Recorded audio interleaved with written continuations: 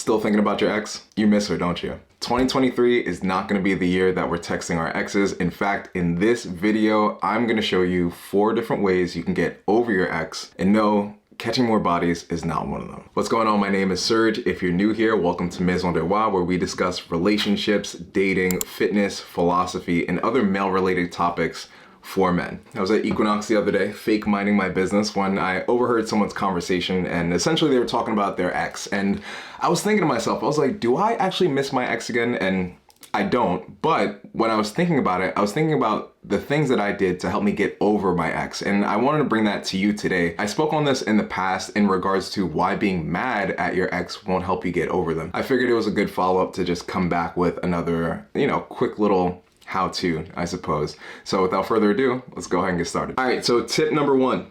Either delete your social media or remove her from your social media completely. Now, it wouldn't make sense to have someone that you used to be with on your social media, like as you're scrolling through your feed, she pops up, you're taking a look at the photos. What is the point of that?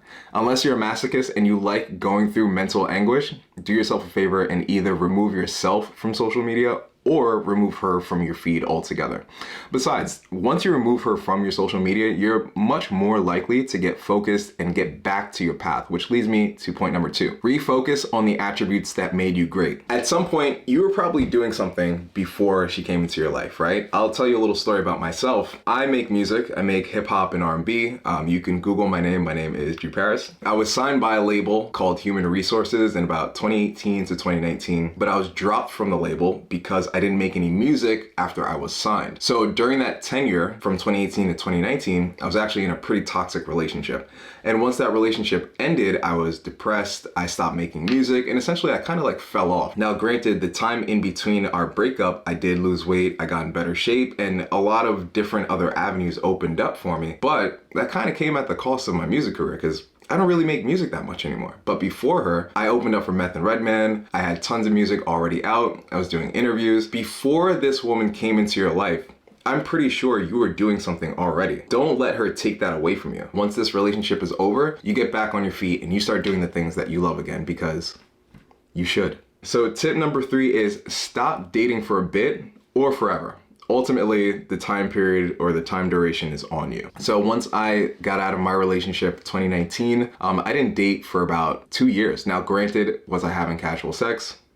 Yes. And honestly, when I think about me having that casual sex, it was rather vapid anyway. Like, I didn't really enjoy my time. I didn't enjoy the women I was with. I was literally just having sex to have sex, which sounds terrible, but you'd be surprised at how many people actually do this. Besides that, not dating and taking the time away from the opposite sex after I had my casual sex escapade taught me a lot about myself. It helped me recenter myself and my goals, and ultimately it gave me an idea as to where I wanted my perspective to really lie. In other words, I was on a good train of thought and I totally forgot. In other words, not spending as much time with women definitely helped me refocus on myself and get grounded again, which I think if you're getting out of a relationship, it's definitely important that you do that. All right. This is the last one. If you decide to come back to the dating game, come back with some leverage. When I say come back with leverage, I mean come back as a better level than you were before. Come back with more money. Come back in better shape. Come back with your own business. Wherever you were, once you come back to the game, you need to be better than who that person was, because 2 things are gonna happen. Oh shit, just knocked some shit over. 2 things are gonna happen. You're either A, going to be able to have access to better prospects, or B, more women will spend time chasing you as opposed to you chasing them. In this game, it's super important that you have the leverage, and we all know whoever doesn't care the most wins.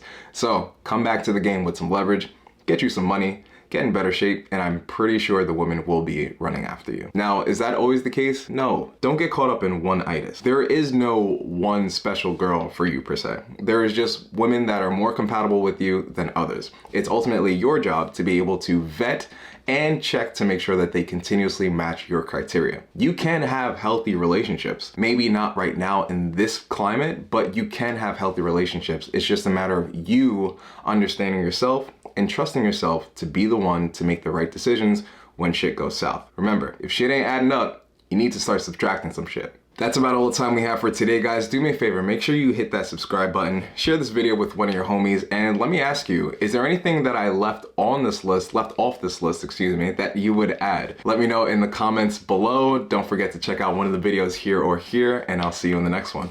Peace.